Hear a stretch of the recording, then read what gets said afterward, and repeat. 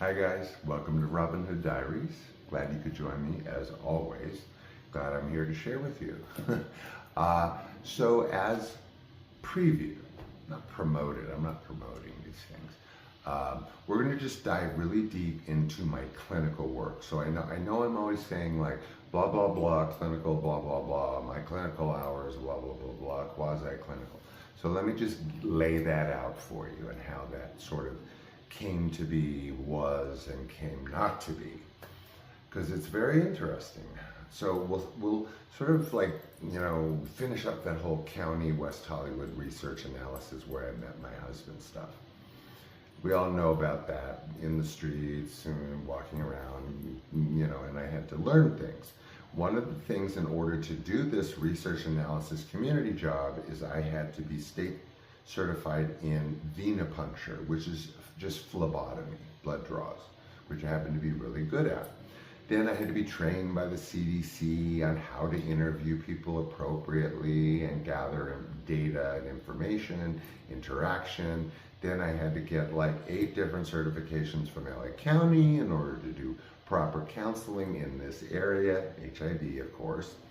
And so then I was out there and I was doing all that community stuff, and met my husband and all that.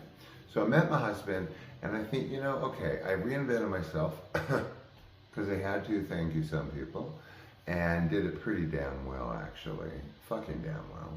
And I thought, okay, well, I'm not necessarily feeling ambitious, but if I'm gonna do this, I'm gonna do it hardcore. I mean, the Irish ethic is work hard, play hard. So I'm on the very hard-working part. So I have all the certifications and skills. They throw me, the county, even down to Hubert Humphrey Clinic, medical clinic in South Los Angeles somewhere, like way south. And they just said, do phlebotomy. They sit me on a counter and like all these people are in line just waiting to get their blood drawn. So I have no choice. This is, I guess, what their strategy was. And I'm doing blood draw, blood draw, blood draw. And then like there's arms that are harder to get into that I was really good at getting into, and veins that couldn't be found or rolled around that I could do. And they gave me children who socked me in the leg every time I poked them. And babies, not newborns, because their veins are very hard to get, and you have to use butterfly needles, look like little butterflies with teeny little needles on them. I'm sure you've seen them. So again, not being necessarily ambitious, I want to move forward with this. I had met my husband, I had it with this study. We were the first ones on this data, and we got it, and I was over it. So I want to go into clinical work using my social worker skills that I have honed so well. So I take a job for a bit more money at a place called East Valley Community Health Center. Now this is in areas further east in LA County, it's like there's the only game in town places, like really the only place to go. So this was like a hub of other clinics and programs. So I get there, the minute I walk in, they give me an emergency call, SUICIDE. And so, I mean, I had not even put my bag down. And so I did the best I could with that. I can't say, with full assurance, but it seemed to work out okay. Then I got thrown into my psychosocial work. So I'm doing counseling, I'm doing interviews, but I'm really good at phlebotomy. So I'm doing the blood draws too, but this is the hub. This is the main place. So I'm doing so well there, my psychosocial services and my phlebotomy, they decide to diversify me. So first I get stuck a lot in what is called East Valley Clinic, which is a much smaller but more medically intensive clinic, real clinical hours there. And they tell me I need to help coordinate a mobile testing unit where you go out to really sketchy areas, and you go to transitional living places like where in particular incarcerated individuals learn, societal, functions and all of that. Try counseling and lecturing those people, which I had to do. Go into those transitional living places looking like this and asking big old scary people, do they let people Or do they? Or do they? Or do they? And, you know, that takes some cajones, okay? So then I had to go into the mobile testing unit and then do all the blood work. So then I'm so good at all of this, then diversification, right? So then they decide they want me to go all over the county to different, not the mobile testing unit, but to go do like satellite program. So that means I'm sent to every friggin', you know, university, offices, counseling centers, whatever, all over the place to do, again, this mandated, in order to get this kind of expedient HIV test. It was also controlled back then. We're talking a long time ago. So then I'm, you know, so then I'm doing the mobile testing unit, and then the hardcore clinical unit, and the hub.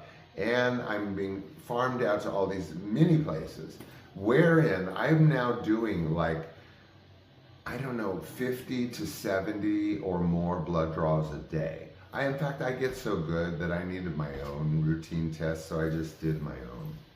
I was so good, did the tourniquet, used a little bit of mouth, poke, draw, whatever. Then I had to run blood all over the place because it was going to spoil. So I am at this East Valley clinic, you know, which is a satellite of a satellite. That was the medical intensive one. It wasn't the other 16 programs I was on. All clinical. These are my clinical hours. Post, whatever. Pre, whatever. And I'm at East Valley Clinic, where I'm doing a jillion things a day, including blood draws, of course. And I'm doing this mandated testing and counseling, where you are given an anonymous number to come back and get your results. Many did, many didn't. So I have a client who's 15 years of age. And I do the interview, and I gather the data, and I do my phlebotomy, and I give him his ticket, and he comes back. And he's positive. And I have to tell him that he's terminal, because he was not in the greatest shape, and he didn't know it. So I'm made of steel and ice when I have to be, with a big heart.